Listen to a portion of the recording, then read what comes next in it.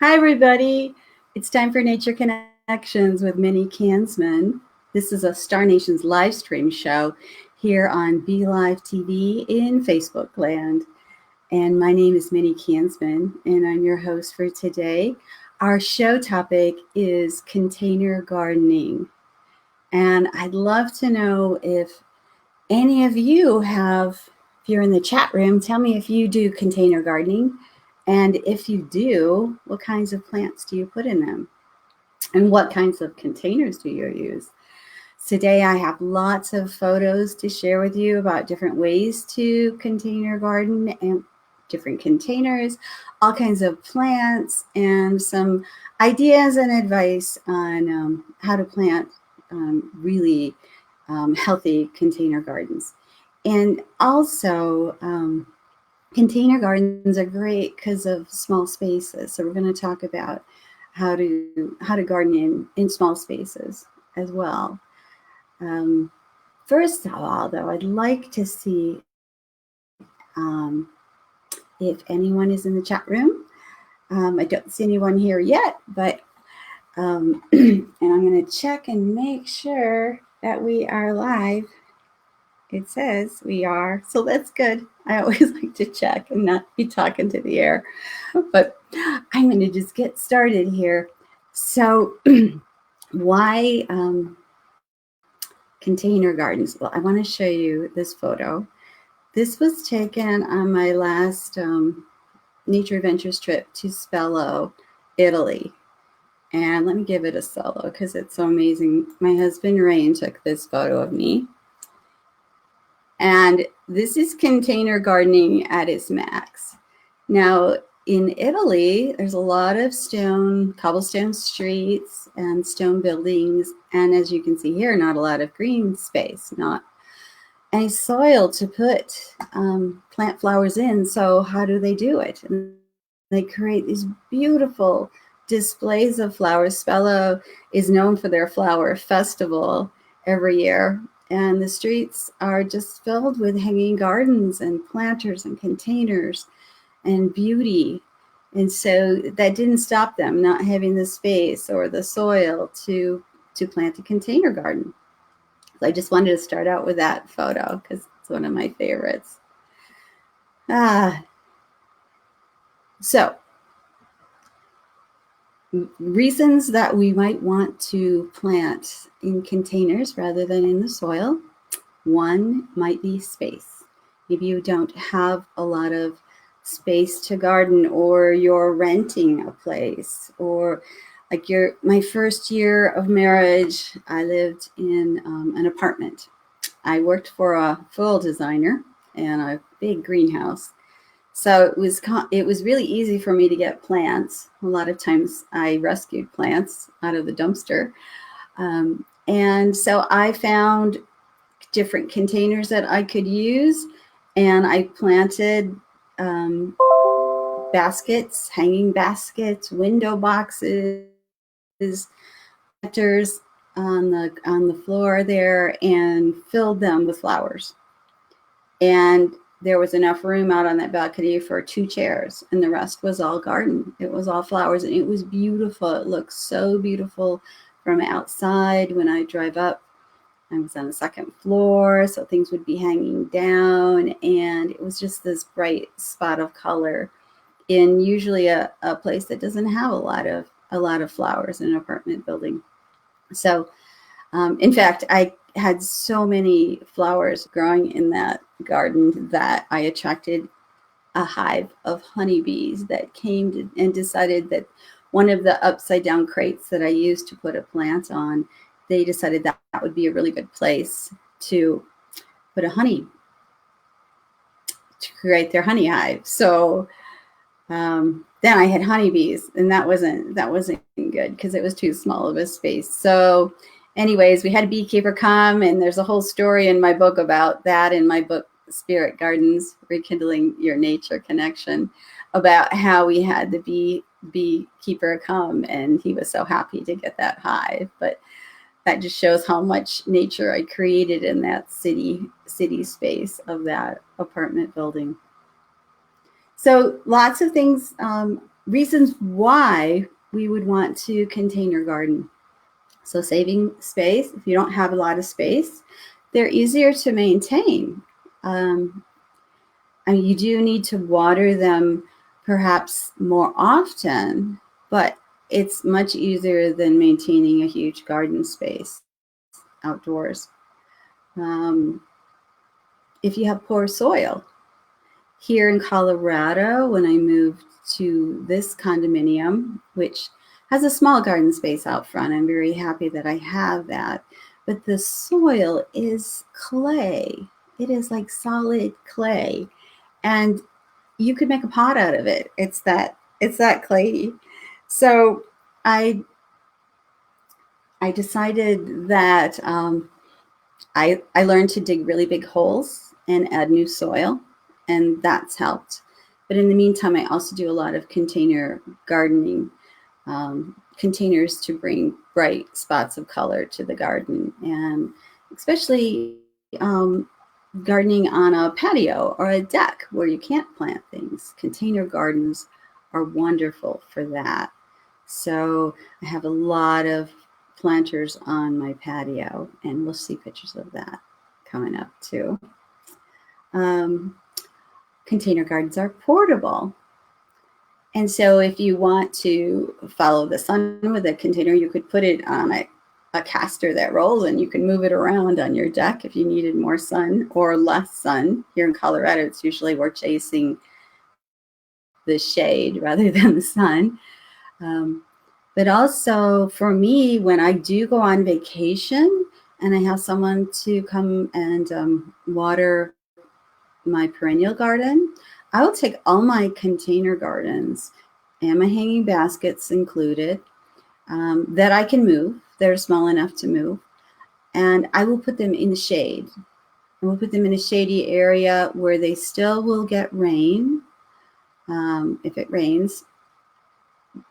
And I'm going back and forth here, I see.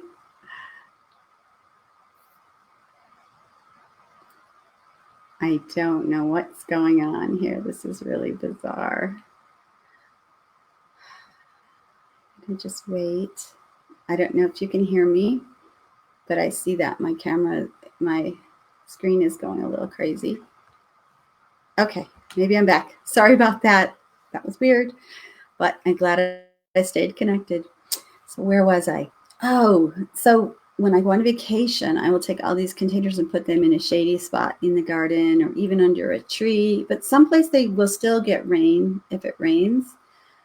But, you know, they'll survive for a week or two, not in full sun, even if they're like geranium or a full sun plant. They'll do just fine, and it's better than drying them out and having someone come and water them every day. Usually my garden here, I have watered every other day when I'm gone. And so those container gardens get watered when that garden gets watered, or if it rains. So that's one thing. You can move them. And also you can get really creative, and you can change them out every year. You can use the same containers, but you can do a whole different color scheme. You can try new plants. You can try new combinations of plants together. You can move them from the sun to the shade or vice versa. So there's lots of adaptability, and you can change things up, and it's a more fun, I think, to do it that way. I want to talk about containers, and I found some nice varieties of containers. So you can get really creative. This one I love. I love these garden planters that look like heads. And when you plant like creeping sedum and things that cascade down, like bacopa or vinca or something like that, you can get some really cool hairdos, some really cool looks, or even the straight up looks too. So these are really fun, playful ways to use containers in the garden. And then there's something sweet like this, just a little sweet little shell container. Now you do want to make sure that your containers have drainage. I'm not sure if this one would, but you want to make sure, if you can, that your containers have drainage, because if you live in a place like I used to in Michigan and it rains a lot, you can drown your plants very quickly by not letting the air get to the roots. The roots do not like to be submerged in water for any length of time. They like the water there and nearby, but they don't like to be submerged. So you want to make sure that your containers have adequate drainage. So different types of pots, it can be anything that will hold a plant. And like I said, if it doesn't have a drainage hole, get a nail and a hammer, a big nail and a hammer, and you usually just need to pound 6, 8, 10 holes in the bottom, depending on the size of the container, and then you have drainage. It's pretty easy. So, as we go, I don't see anyone in the chat room, and that makes me nervous because I'm not sure if anyone can see me, but I'm going to keep talking, and hopefully this will be in the archives too. So containers can be anything. Look at this. Someone used a mismatch of child's wellies, their boots. Isn't that cute? Just hanging off the fence. I love that. And that's what I love about containers too. You can put them up high or low. They can be on the patio. They can be a hanging basket. They can be on the fence. At my home here in Colorado, here's the condo where I live in. This is a close-up of the front of my house. You can see I have some shepherd hooks with hanging baskets there. And those are really beautiful if you're just walking by on the sidewalk. It's a part of the garden that everyone can see. So I feel like my hanging baskets, I'm sharing my garden with my neighbors and just the people that are walking by, and you don't have to come inside the fence to enjoy them, although I get to enjoy them inside the fence too. And the other piece, as you can see up on the balcony on the second floor, are 2 window boxes that I have placed in a very different location than you might. Usually you see them hanging off the railing. They get very heavy, and they also have a visual heaviness to them, and I wanted it to feel more grounded up there. So I thought there was enough room on the other side of the railing that I could just place the box right there. It fit. And then I did tie it to the railing just to be super safe so it didn't fall on anyone's head. So you always want to be safe when you're maneuvering where you're going to be putting your hanging baskets and window boxes. But I love it there. I love both of those boxes there. And the other part we get to appreciate is the view from when we're up on the balcony. And I want to show you. I'm getting these pictures. Okay, this is a view of a window box. This is where I got that idea from. I was walking over a bridge at a ski resort that was all beautiful for the summer, planted up too. And this window box was so awesome because people driving under the bridge could see the hanging flowers coming off the edges. But also as I walked on the bridge, I got to enjoy these flowers. And you see that the snapdragons and the flowers like to peek out through the fence on the other side. So when I'm up in my patio, I get to enjoy those flowers peeking through the fence at my feet.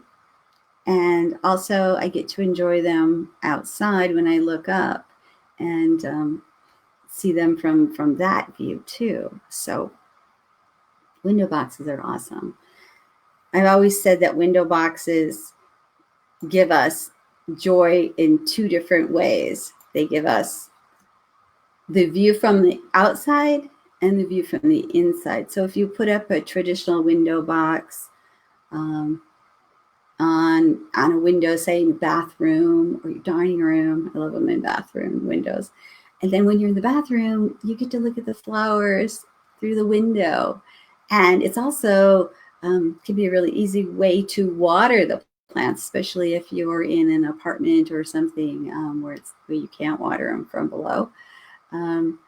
Having that window box and then being able to open the window and water that way from the inside of the house is kind of fun too. So window boxes are very versatile and fun, and I think they add a lot of depth and character to a house.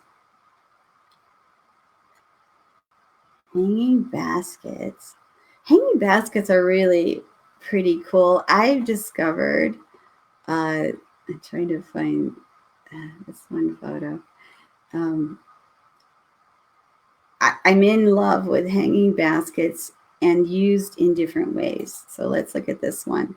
So we could take a hanging basket and put it on an old chair, or as it looks like here, cut the seat out of the chair and just pop the container right there with the lip of the container resting on the top of the chair seat. Isn't that cool? Isn't that a cool way to repurpose an old antique chair that has really unique shapes and curves and such? Yay! I see that Jama is here. Yay! She loves the boots. I love having you here. Cool. It's fun seeing you. Good, and I know I'm not talking to the air. That's nice. Thank you, Jama, for joining me. So chairs are cool. You could do this with any kind of furniture. Here's another one of my, I love this. And I've seen this a few times. I'm going to give it a full on because, I mean, oh my gosh. Isn't that a great use of an old car? I love it. Flowers coming out where the engine was. And the color combination in this photo is amazing. We'll be talking about that, where you want to, pick some nice contrasting colors. The yellow complementing the lavender blue here is amazing, and orange, it just pops. Just pops. Oh, I see Brenda's here too. Hi, Brenda. My friend from Michigan. There she is. She loved the chair too. It's really fun, isn't it? There's so much you can do with really odd, interesting containers. Let me take that down. I'm learning how to navigate this stuff here. Another container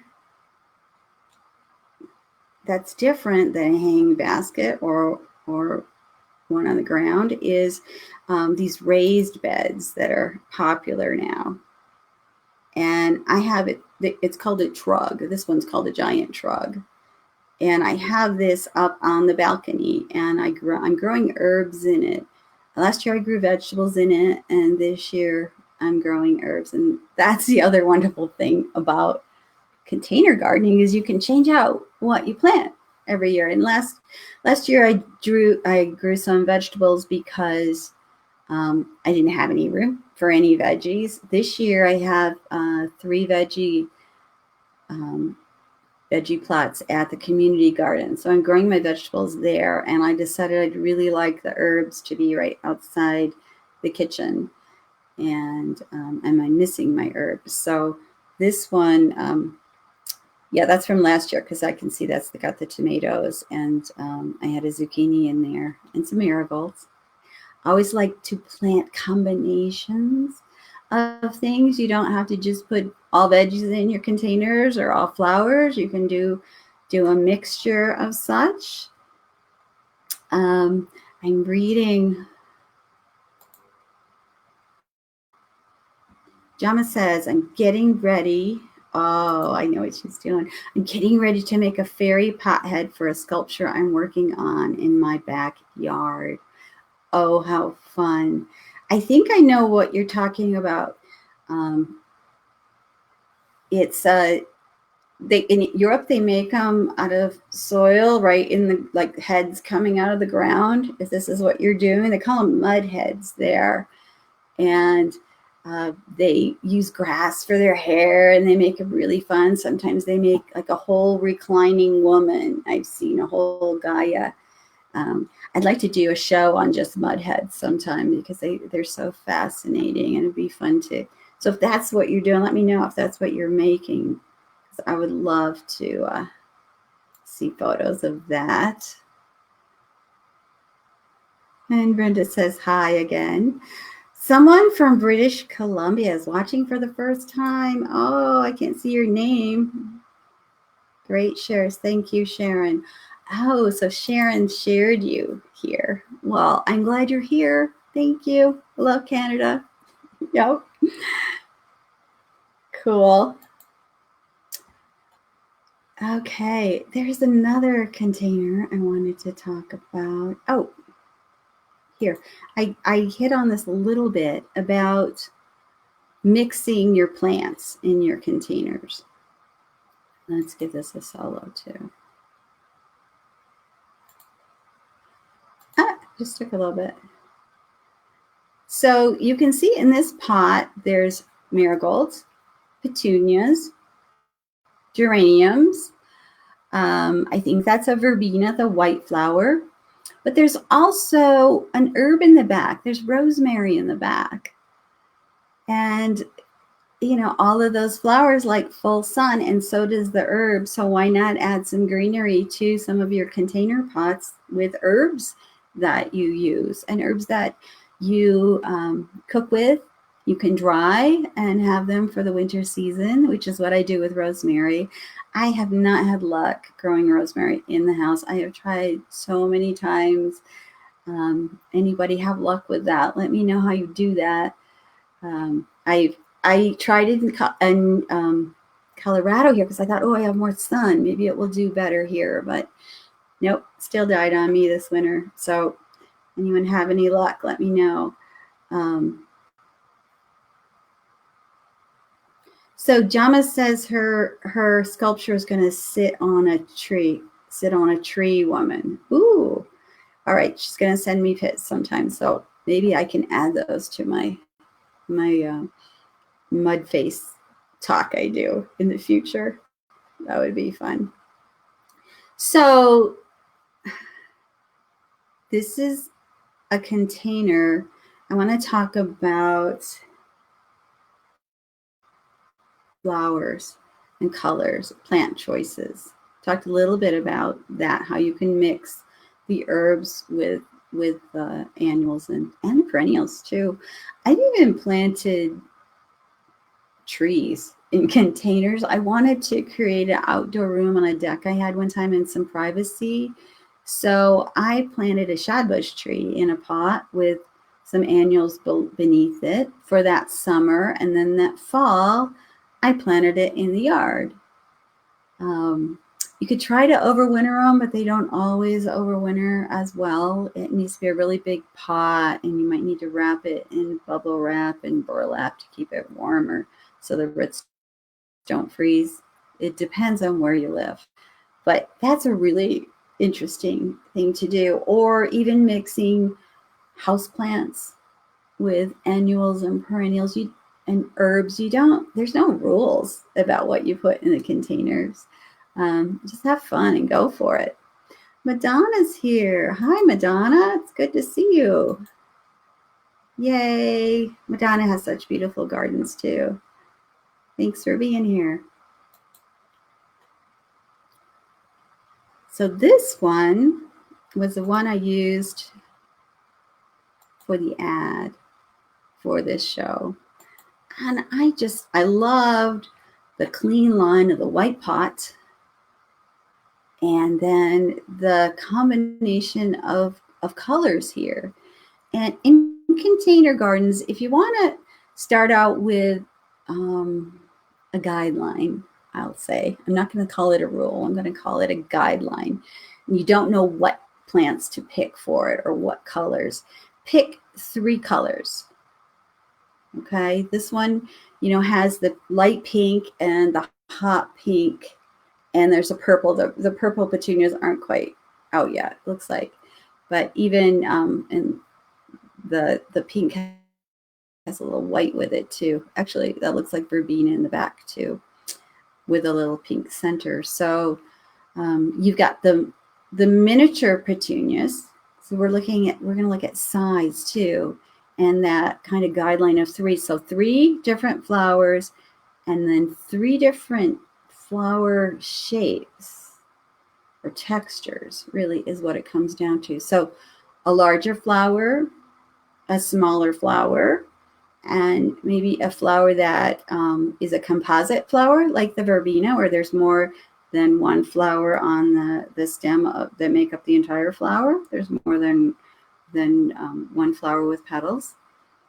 Or if you have a daisy flower, then you'd like a more solid flower. Like, I'm a floral designer, so I know this from that work, but we would always, if you're going to put daisies, you'd put carnations with them because they're a solid flower, and then the daisy has the tiny center and the petaled flower. So they're different textures, and then you might add a ferny leaf to that. So think about your textures and mixing at least 3. Also in containers, let's see. I'll go back to this one. It's really good to have things that flow downward, especially in window boxes. I like this. I always put a vinca vine or asparagus fern or something, a creeping petunia, a bacopa. That's a creeping white flower. That's really beautiful. That's something that will spill over the edge of that container. It helps soften that edge. And then having something growing upright, and then something that stays more compact in the center. You're going to get a good combination of plants that way. There's one here. Yeah. Okay, here we go.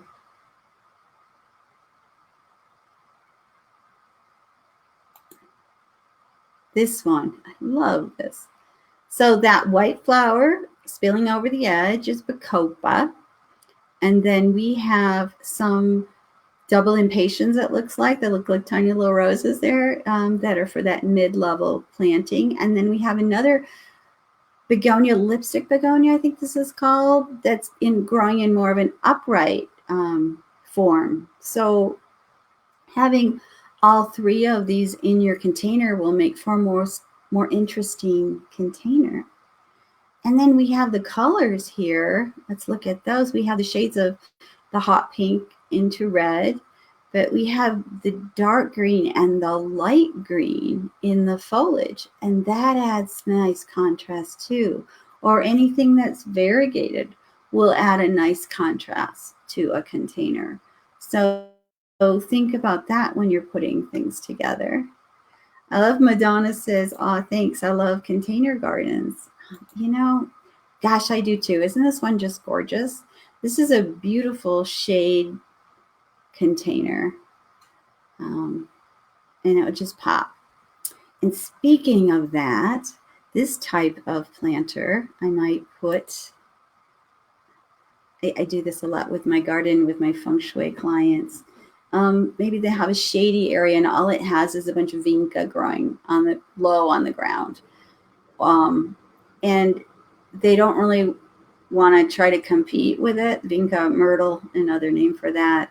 Or, just a really thick ground cover. They don't want to compete with trying to grow something there. And so I say, get yourself a pot and put a container garden there. Even just a pot full of impatiens. It's going to give it a pop of color in that shady area. And so, lighter colors pop in the shade, like your light pinks and whites. um, and it's going to give you some color, and it's an easy way to garden and not have to try to maintain a space that the vinca won't take over again, and you get immediate satisfaction, which is another thing about container gardens. You get immediate satisfaction when you plant them and place them. What do you guys think in the chat room about that? Oh, I see Neshi's here. Yay, she made it. Oh, I hope your mom's feeling better today, Neshi. I know it's really hard to see your loved ones in pain, and yeah, so lots of prayers going out to Florence today so that she has more ease in her day, and that gives Neshi some more ease too. I know. So, where are we at? Okay, so containers in the garden. I have another one here I want to show you, because this I have. What about actually containers in the garden? Empty containers. The first time I saw this was when I was in Thailand, and they had these beautiful pottery containers, very large. I mean, probably 3 to 3 feet tall at least, probably 3, maybe 4. These are big ones here in this photo too. And they used them like you might use sculpture in a garden.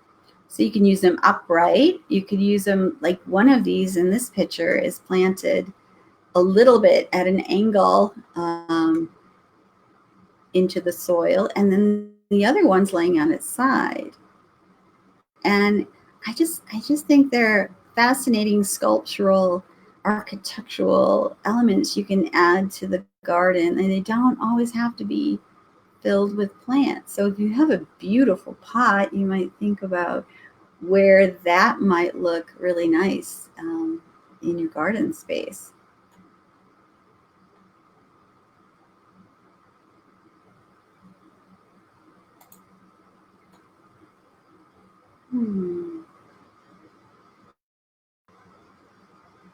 So where should you put container gardens? And we just talked a little bit about in the shade, but they can go on your deck. Again, remember the suggestion of 3. So if you don't have anything out on your deck except for a couple patio chairs or your table and chairs or such, you might think about making a trio of plants. And I'll put this up right now too, because this is on my patio.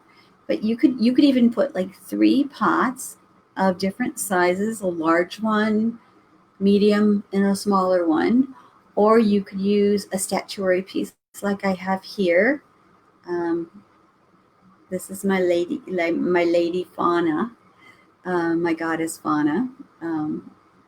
She's the garden goddess, and she gives that architectural element to the container gardens. So you could have a large pot, a smaller plot, and a statue piece, whether taller or even shorter than the large pot. And using that idea of 3s, and then 3 different plants in the pot, right? One that's upright, one that's more mid-center growth, and then one that trails down.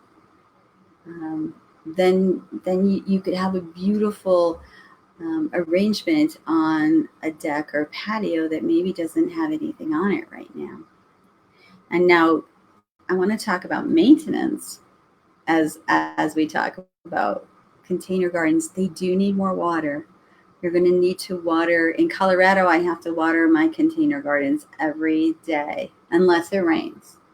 But there's some containers that are under a covered patio that don't get rain, so they need to be watered every day. They'll dry out faster because they're not in the ground and they don't have as much soil. So a container that has more soil is going to dry out slower than a small container like that little snail that I showed you at the very beginning. That could dry out very quickly. And also it depends on if they're going to be in the sun or the shade, because if they're a sunny planter, they're going to dry out faster too. Another idea, I'm going to take this down, I just thought of, is one time I wanted to grow morning glories around my doorway. That's a Michigan house. And, it's just patio brick there at the entryway. But I wanted this archway over my door. And so what I did was I put similar planters on either side of the door. And then they had small trellises in them. And I grew morning glories in those pots. And then from the trellis, I put nails in over the doorway and fish line. I just used clear fish line and created some different strings for those morning glories to grow on. And they did meet and create this gorgeous arch. I should have gotten that picture for you guys too. There were so many photos to find for you. That was beautiful. I did that one year with morning glories, and then I did it another year with the Mandeville vines. So anything that's climbing and creeping with containers, you can get that to grow anywhere, but over doorways is always beautiful. I think some of my favorites are morning glories growing over doorways. It just makes me so mad. It makes me so happy. The blue morning glories with the yellow centers. Anybody else like those? Yeah, she said, oh, that's a great idea for the morning glories. Yeah, it's easy once you think about it, but you do have to take care of these. You have to water them, and they are a commitment that way. But for me, they're a very worthwhile commitment to take care of a container garden. So I want to go back to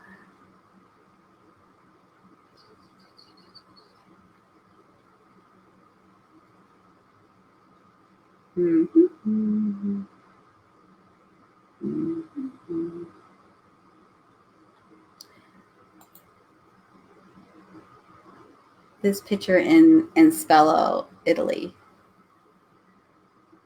Like I said, when you don't have a place for soil to be, a container garden can give you that color that you would like there, and the ability to grow something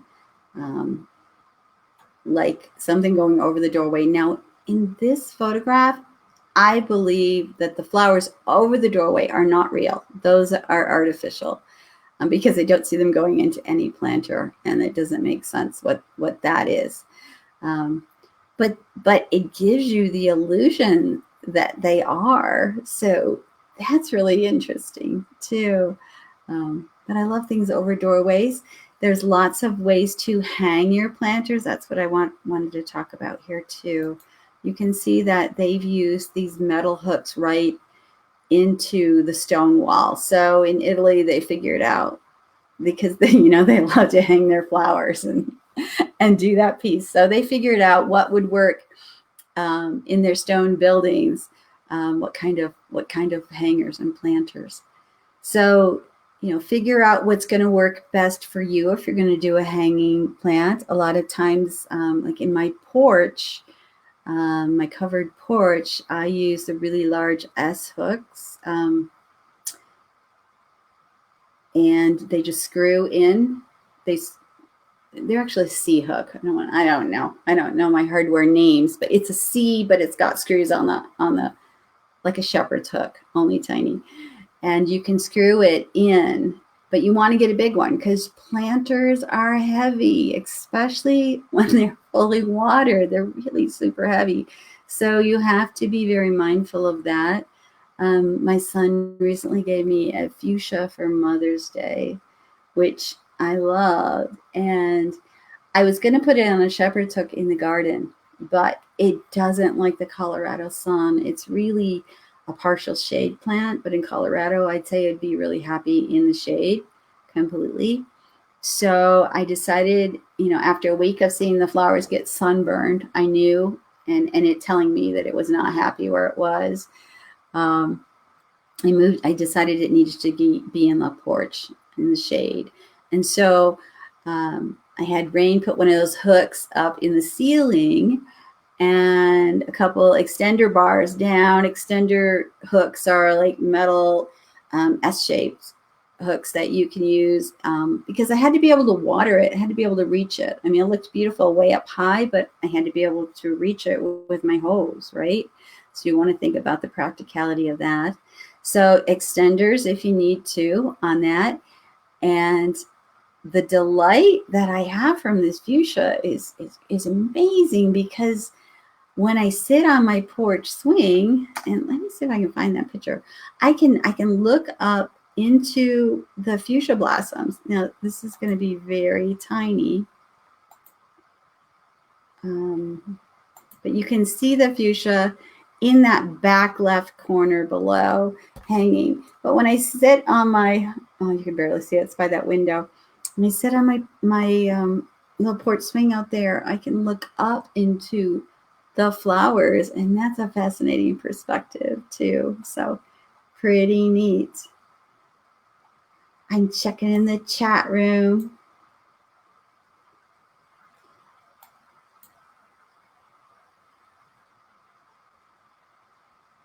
So Jama says, I have planned them this year. She must be talking about the morning glories.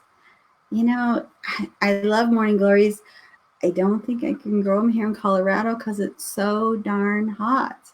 And they like the sun, but their leaves are so fragile, thin, that I think they would just get sunburned immediately wherever I put them. I mean, maybe in the shade, I don't know. I don't have a place that I found yet that I feel would be safe for them. So there are some plants that just don't work out west that work in the Midwest. So lucky you guys.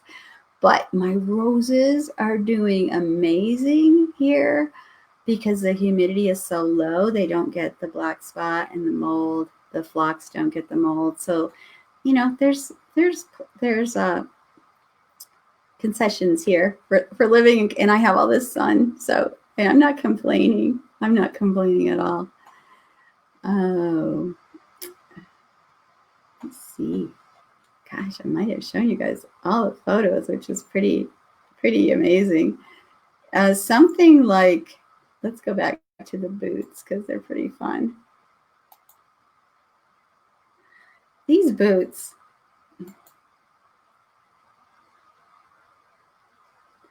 Okay, so if you're going to do this, right, you would need to create drainage. So you need to poke some holes in those boots, right? Because we know they're watertight because they're boots. But look at all the soil, the extra soil that could be in the toe of that boot to give that plant more soil, because they do need to have some soil to live in. And again, they're going to dry out faster if the smaller the container. But also, I think about the rubber of the boots is going to help keep the moisture in a bit. It's not like a clay pot that breathes and dries out faster. So I think this is a pretty darn cute, fascinating idea. It's very playful. And in feng shui, if I was going to use this, I would put it in the children and creativity area of my garden. So if you want to read about some feng shui in the garden, this is the time I should probably, my book, Spirit Gardens, has a lot of this information in it. And let's see, I'm going to hold up my book, but I had a photo with it. Here we go. So my book, Spirit Gardens, it's on the ground there in front of the flowers. Also, here it is right here as well. If you can see it. I know. Let's hide this one. Here we go. Spirit gardens. There's a whole chapter in here on container gardening and also on gardening with feng shui principles. So, there's a whole way to look at your garden and your containers and specifically plan them out in accordance with the areas of feng shui and where they fall. But there's a map called a bagua that I talk about in the book that you can lay over your garden. You can find out where, or you could lay it over your patio or your deck or your front yard. You could find out where your wealth area is, where your partnership area is. You might make a partnership container, which in partnership we would have 2 containers, right? We would have a pair of items because we always want things to be equal in partnership. You might have, similar flowers in both of them, maybe similar but a little different, and put those in the partnership area of your garden. Or you could create a wealth garden with containers and even a wealth corner of your deck, which, as you were entering the deck, it would be the far left corner. I'll tell you that without showing you the book. And you might plant flowers that are the wealth colors of abundance, which are the purples and the deep, rich purples and lavenders and such. So there's ways to apply feng shui using container gardens. That would be really fun to do. And also in the book, I talk about the idea of threes and using three colors, even in all of your plantings on a deck. I tried that one year because I'm usually I love cottage gardens, so I have all different colors everywhere. But one year I'd read that and I tried it, and I think I did yellow and purple and lavender. And then, white and green are just kind of whatever as they get to go along. But I loved it because there was some continuity in it, in those containers, in that space. So that's something that you might want to try as well.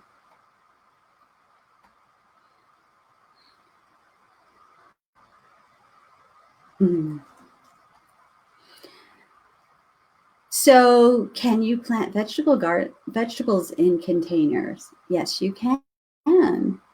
Of course you can. And for me, tomatoes is one I often will plant in a container, but I always seem to want to add some flowers to the base. So I might plant some marigolds or bacopa or something that would trail down because the tomato is very upright. So don't think that you just have to put vegetables all together and annuals together and herbs together. Although herbs are another wonderful way to gosh darn, my comment people just got really tiny and I don't know how that happened. So that's a wonderful way to grow an herb garden is in a container. And if you can grow it right outside your kitchen door or really close to the kitchen, that's the best because it's within easy reach. Again, there's fun flowers that are edible, like calendulas, that you could put in your herb garden. I love chives. I love the chive flowers because they're all edible, and you can eat the chives, but also the flowers are beautiful. I just break them up and put them in a salad. The calendulas, you can take the petals off and put them in a salad. Or whatever you're cooking. It's so beautiful. Which reminds me of herb water. So I'm going to talk about that too, because I have a little time here left. Another thing I love to do, you could grow your herbs in your containers. And what I love to make is called herb water. And just take one of those really big containers with the spigots and put nice filtered water in there, and then pick a handful of herbs. Mint is wonderful in the summer because it's very refreshing and very light. But I like to even mix that with oregano. You could put rosemary in there. You could put lavender. Just, use your imagination. Chive water. Why not? Try it.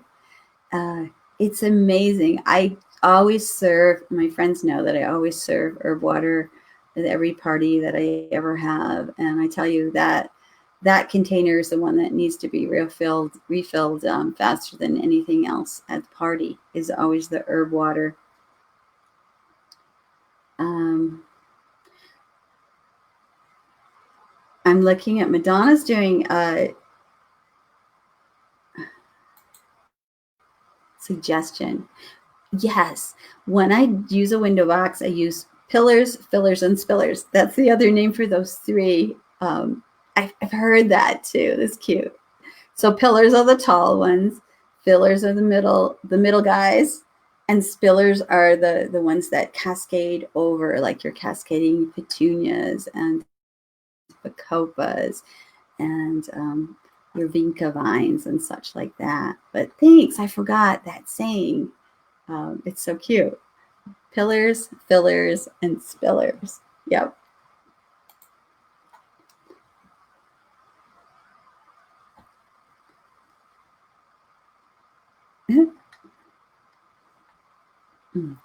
So I was talking about herb water and just using herbs in cooking. I had the rosemary in that one planter, and I dry herbs from my container gardens.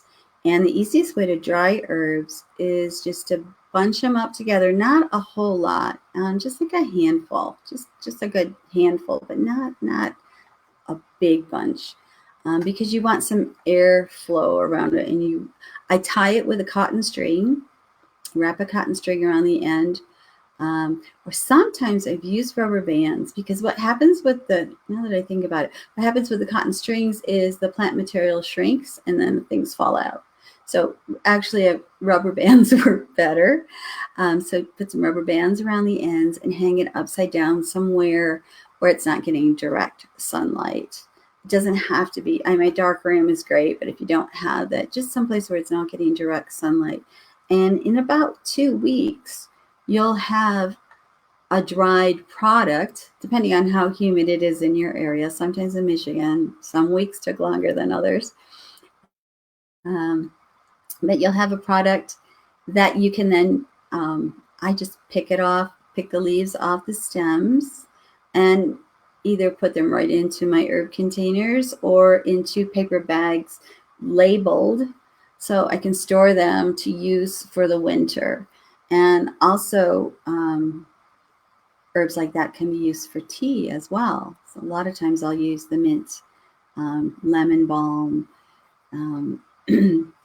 for tea. So cooking and tea, make a container garden now so you have those that you can dry, so you can have those in the winter. And I tell you, growing your own herbs is so much more economical than buying them in those little tiny containers in the store. They're so darn expensive. So start growing your own and drying your own.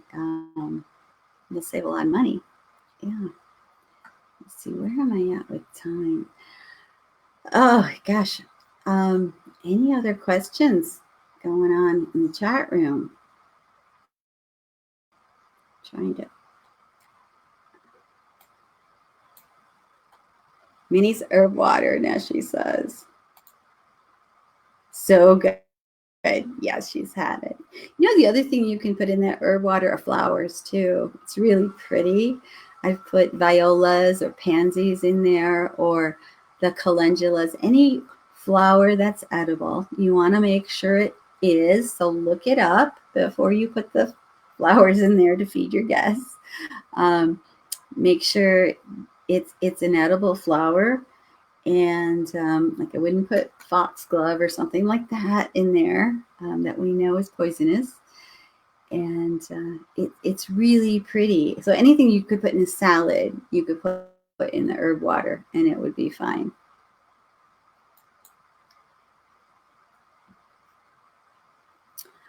So we're getting here to the top of the hour, and I'm thinking about what's coming up, and so much of what I had come up because of COVID has been canceled. I was teaching at the Great Lakes Retreat, but that is postponed till next year.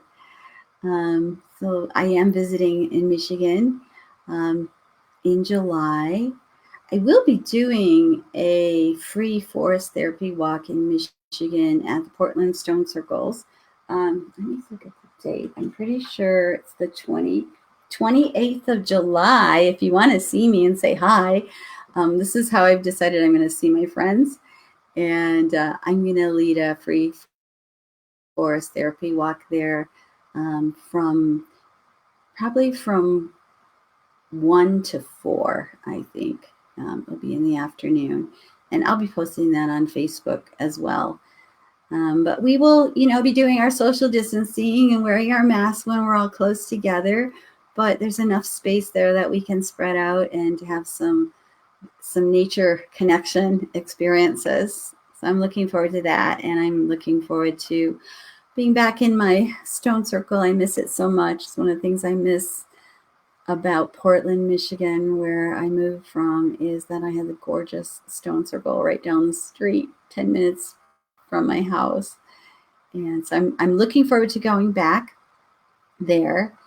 My Scotland trip for Nature Adventures has been moved from this September, which I'm so glad we decided to move it because things aren't happening in Europe right now. And it's moved to May, and it will be we're working on the new dates right now. I think it's the last 2 weeks in May, it looked like, where my travel agent, she's having to reschedule the whole trip, which is not easy to do right now with all of the travel rescheduling and trying to find hotels that can take us still, and to keep our agenda all the same, because I would love our agenda. And she's doing a really good job. Lori Visser from Cruise Travel is doing a really good job of keeping our trip intact and together. But I do have, I think 4 spaces available on that trip. If anyone's interested, you should go to my website, which is minniekansman.com. Let's see, I've got that here. There we go. Look at that. I'm like a pro on this producing. Anyways, minniekansman.com.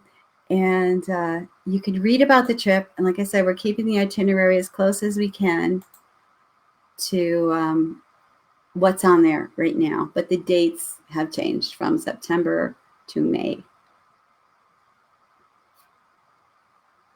So what is my herb water recipe?